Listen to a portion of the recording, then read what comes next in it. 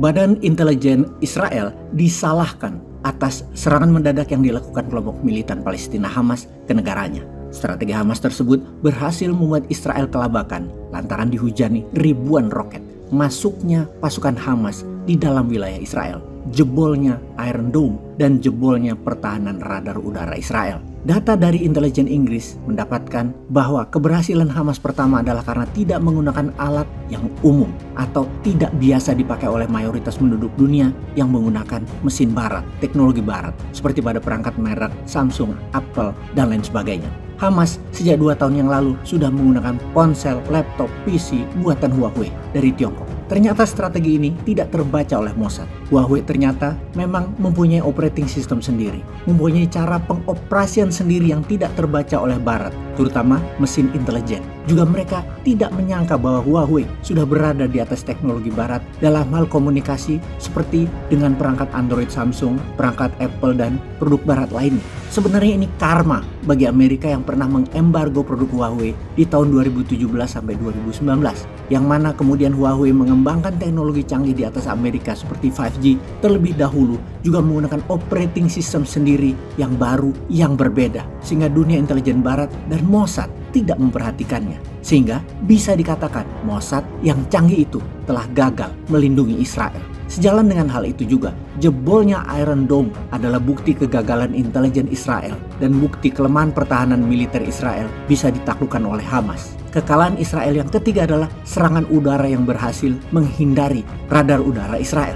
Hamas menggunakan motorized paraglider atau paraglider bermotor yang bisa mencapai kecepatan 50 km per jam dan bisa menjangkau sampai 100 km dan bisa take off, juga mendarat di medan yang bergelombang, juga landasan pendek sekalipun.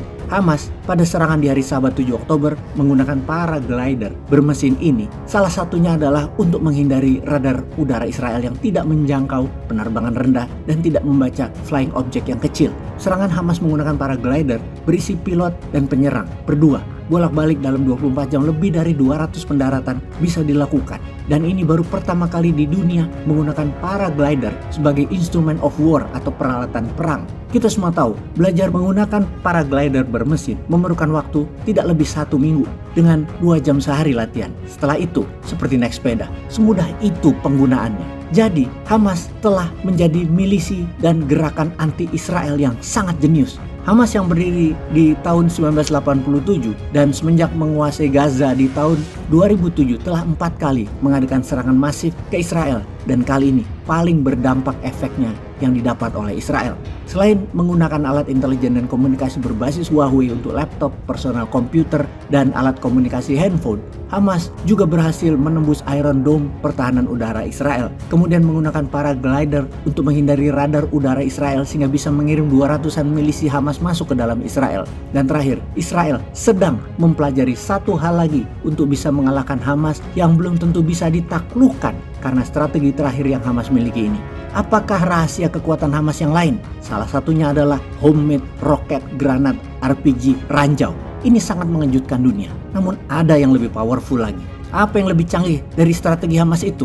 Ada puluhan kilometer tunnel atau lorong rahasia di bawah kota Gaza yang sangat rumit yang dibangun oleh Hamas. Serangan artileri Israel hanya mengenai atas bangunan, namun bunker makanan, bunker senjata, juga sandera Israel diletakkan di berbagai tunnel atau lorong rahasia Hamas. Belum ada yang tahu satupun di mana lorong-lorong itu berada, keluarnya di mana, ujungnya di mana, di dalamnya bagaimana.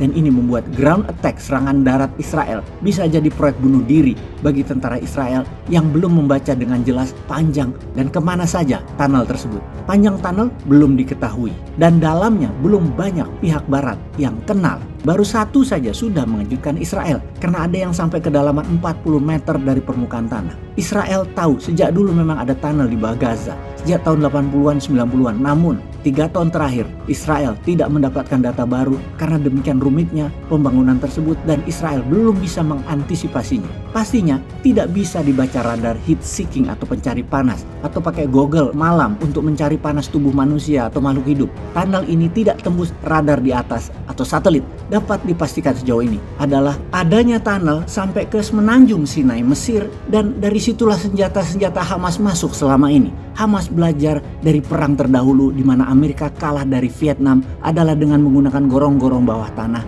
dan serangan mendadak ambush dilakukan sangat efektif untuk memukul musuh. Kali ini Israel dan Amerika sekali lagi berhadapan dengan tunnel. Kali ini tunnelnya Hamas. Baiklah, dari cerita Huawei, tunnel dan lain sebagainya, dalam informasi ini semua Indonesia belajar apa? Masa bisanya beli pesawat bekas sih?